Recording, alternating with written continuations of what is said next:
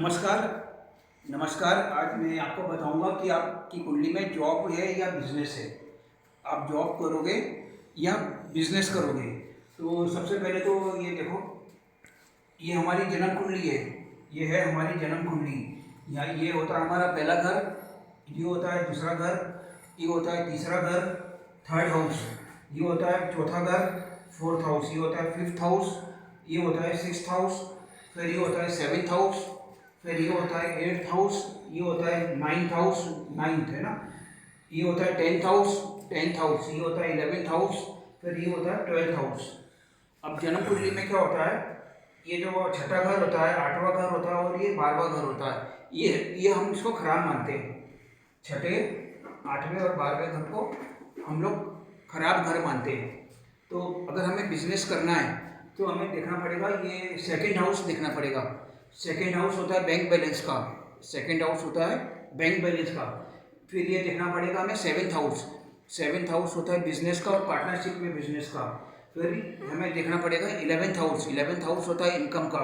अगर हमारी कुंडली में बैंक बैलेंस का घर, इनकम का घर, हमारी कुंडली में बैंक बैलेंस का घर, इनकम का घर और बिजनेस का घर अगर स्ट्रॉन्ग है तो हम बिजनेस करेंगे। मतलब इस हाउस का जो कनेक्शन है वो सिक्स हाउस से, एट्थ हाउस से और ट्वेल्थ हाउस से नहीं रहना चाहिए।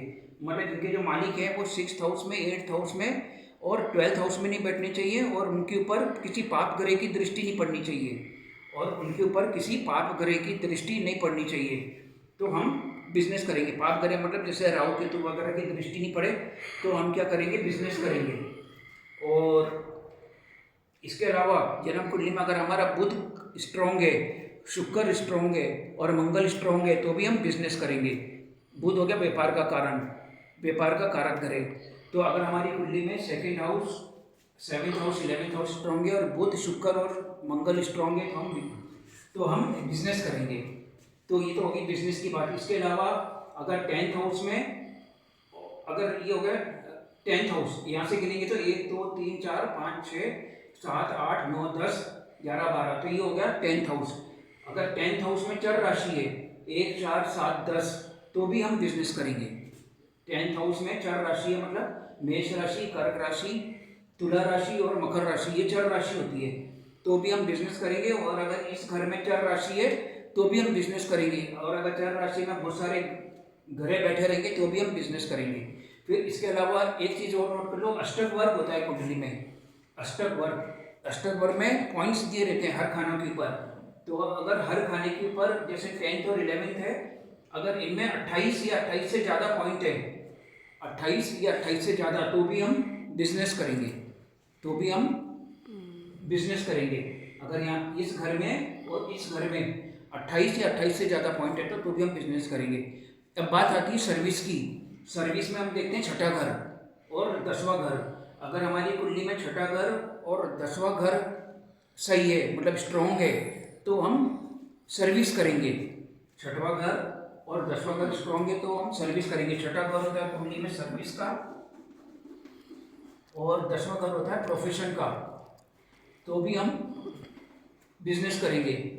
तो सर्विस के लिए जो ग्रह होता है वो होता है शनि। शनि जो है हमें किसी के अंडर में काम करने के लिए मजबूर करता है।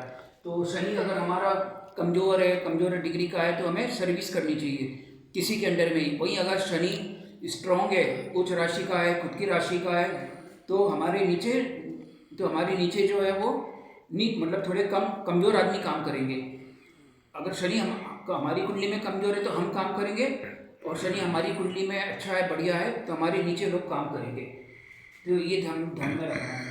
तो छठा घर और 10वां घर हो गया सर्विस का। इसके अलावा अगर इस घर में टेंथ हाउस में अगर स्थिर राशि है, या इस हाउस में टेंथ हाउस में स्थिर राशि है, सेवेंथ हाउस में स्थिर राशि मतलब 2 5 8 11, 2 5 8 11, अगर इस घर में स्थिर राशि है 2 5 8 11, तो हम सर्विस करेंगे, क्योंकि सर्विस में जो है हमें एक फिक्स्ड इनकम चाहिए रहती है।